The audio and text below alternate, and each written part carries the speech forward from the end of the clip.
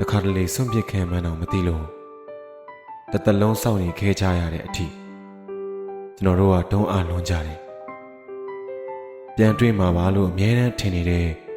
ကိုယ်စိတ်ကိုယ်လည်းနားလည်အောင်ရှင်းပြချင်နေမိတယ်ဘယ်တော့မှပြန်မဆုံတွေ့တော့ဘူးဆိုတဲ့အကြောင်းပေါ့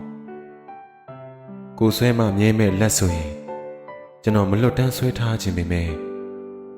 လက်လွတ်ပေးမှသူ့အတွက်ပို့ပြီးတော့အဆင်ပြေမယ်ဆိုတာသိလိုက်ရတော့ချစ်ချစ်ပါအောင်စုပ်ထားတဲ့လက်ကလေးအသားတချီဖြေလျှော်ပေးလိုက်ပါတယ်မင်းအဆင်ပြေနေရင်ပျော်ရွှင်ပါတယ်ဆိုတဲ့စကားက